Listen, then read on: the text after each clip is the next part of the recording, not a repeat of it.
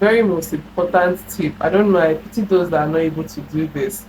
Is I can't be the only one that, especially in our 20s where it seems like a lot is at risk and nobody wants to like regret any of the decisions or choices that we make during this period. So how do we cope with knowing what is actually the right decision and what is the wrong, decision? These are some of the things that you can do. And if you have other things that I didn't mention in the comment section below, please mention it. So the first thing is know your values. What kind of person are you? What kind of person do you want to be seen as? What are the things that matter to you? If you're a Christian, that will be your guiding point. If you believe in any religious organization, you most likely consider, okay, what do we teach as our values? The cultural upbringing, where are you, what part of the world are you?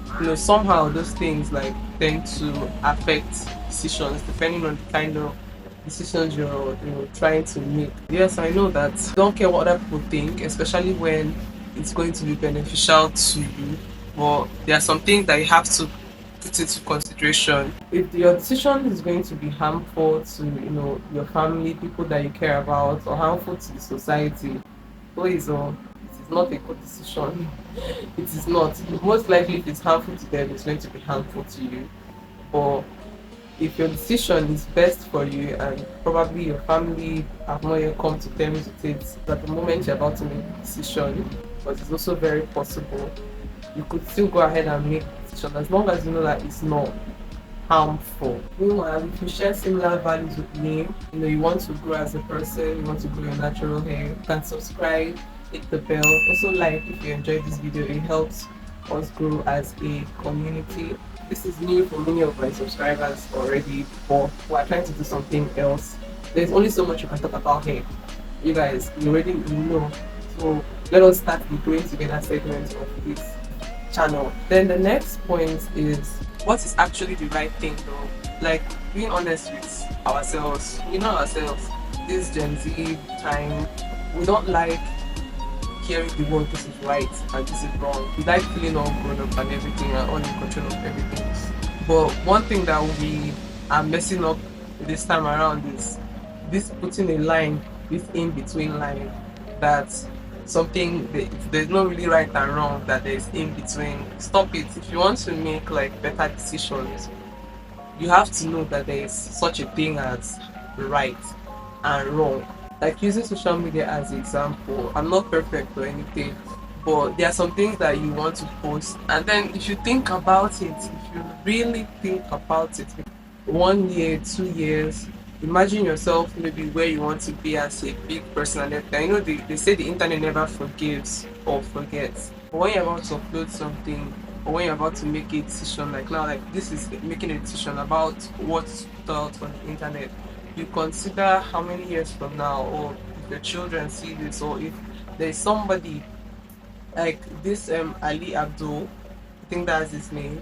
He said, your mental board of advisors, if there are people that you look up to in your mind, when you watch their videos, you listen to them. As a Christian, it would be Jesus, and some other people that you look up to. If they see you doing this, or if you make that kind of decision, like what they think about it. So when you want to make some certain decisions and you're confused, just run it by your MBA, like you call it, mental board of advisors, and don't even say that it doesn't matter.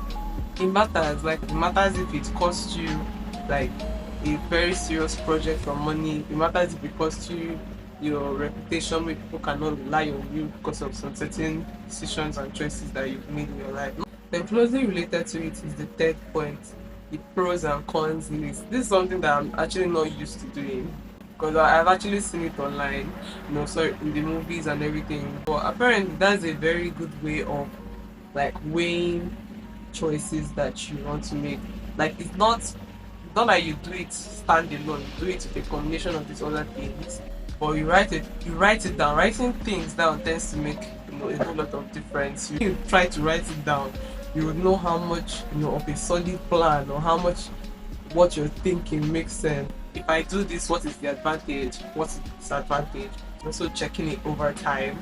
pros and cons over time, because something may seem good now, but in the long run it's not good. Like as we're young people now, we can feel free to ignore our diet and eat anyhow that we want, but ignoring our diet over time. See, I'm very guilty about it because I definitely feel like as a young person I should be able to enjoy it. Then when I get old, and I'll start watching my weight and everything. But it's better to start early, because if you're accumulating really bad habits up till that point, first of all, you might not even find it easy to stop. You may not stop, and by that time, also there's another option, another scenario. It might also be too late. Okay, another way to look at this decision making, because the last I think 2 points made it like sound like when you're choosing between good and bad. But what if what you're choosing is not necessarily between good and bad, like maybe choice of career? Another thing to do, especially with the example I gave when it comes to career, which I actually wish that I did. I don't know, in Nigeria, it's more common abroad. In Nigeria, it's frowned at kind of to have a gap year. You're just always in a hurry. You finish this one, you go to the next one, you must do this one, and then somehow, it's not all parents, somehow most parents already have what they want their children to be by fire by force, and it's normally just between 3 courses, of recent now 4 courses. How would the whole Nigerian youth do only 4 courses? Medicine, engineering, law, pharmacy. Those are the 4 main courses that most parents here in Nigeria or in Africa want their children to do. And it's not bad. Most of those courses are really high performing courses, or they do well. But that's not the only, criteria to base your decision off. Which brings me to another point actually. If you want to make a decision, maybe business decision, career decision, research about it. Google. Other than your we talked about asking your MBA, talk to someone, talk to people about this decision you want to make. Talk to reasonable people, not just like anyhow people. Talk to people that when you think about it, you are scared of the kind of answer they will give you, because sometimes we tend to talk to people that will give us validation and understand us. We don't want someone that will be difficult with the harsh truths. So talk to someone that has been in that field, that has experienced what you have experienced. So what you're about, so what you're considering experiencing. Your parents are honestly still very good people to talk to. At least they will give you what could possibly go wrong, because sometimes when you want to do something as a young person, you tend not to think about the wrong part very well. That part is also very important. Let's not be overly optimistic and it's now turned to foolishness. We still need to consider that there are bad things that could happen from a decision, and if you talk to your parents about it, especially here, at least they'll throw more insight, and it will sink into your head that okay, this could possibly go wrong. So am I ready for this outcome? How do I plan to combat this outcome? You Then another thing to do, which I just started like experiencing recently, another way to help you make decisions. All these things collectively actually will help you make good enough decisions. Is to keep trying different things. Like keep trying things as per not very dangerous things. Experiment with things. Okay, you're not sure that, for me, like an example now, let's say I'm not sure that I want to do content creation. So why would I decide to quit every other aspect of life, my course, every other thing, and do just that when I am not sure about it? Make out time, be doing the content creation on the side, small, be growing that one up, and still do other things. But the only way you would discover how you would learn something is how you would do with something particular decision is to actually try it out a bit. That's what I was saying, that I wish I actually had a gap year. It's even now that I remember, can you imagine? I wish I actually had a gap year to calm down and think, and probably even go to those engineering classes and see whether that is what I actually wanted to do.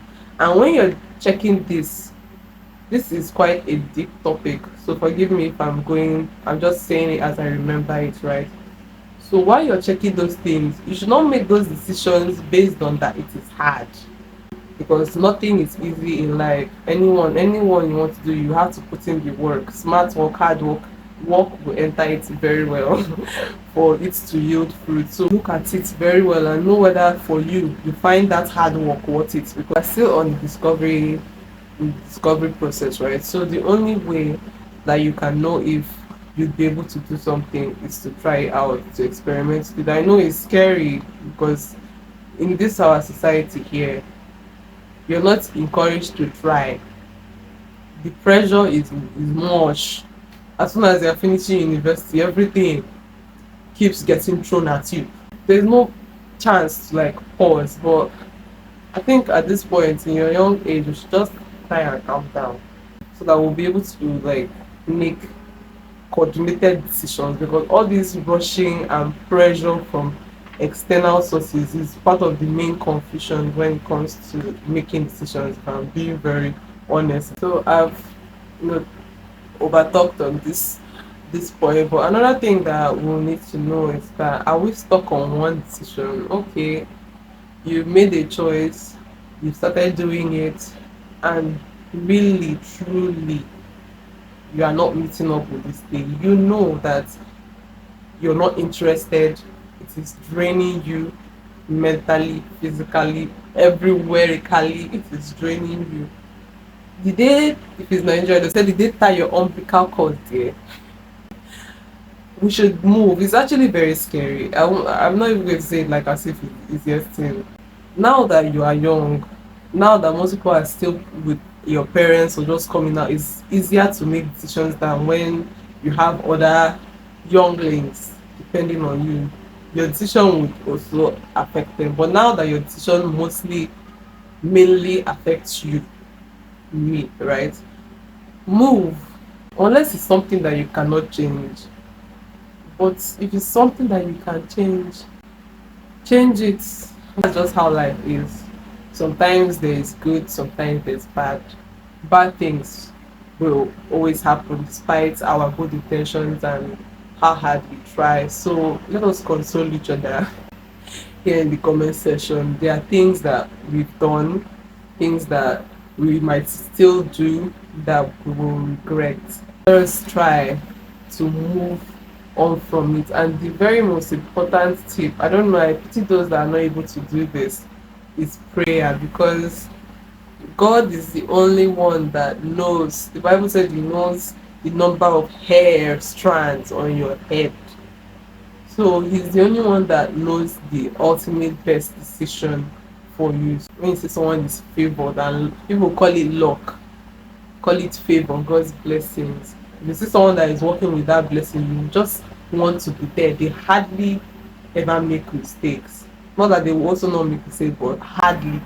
So when it comes to decision making, especially life, I call it life threatening decisions, after you have put all these things, after you have considered values, looked at the future possibilities, written advantages and disadvantages, done your research, spoken to parents, spoken to your MBA, considered plenty. After all these things, we need to pray. Pray and listen to get a feedback from God. Some people call it gut feeling, that they feel it in their gut. Whatever you may call it, sure, because after all these things we're doing, take note, we don't see the future. We can only just assume that okay, so thing may happen like this in the future, but we don't know. But He is the one that knows your future.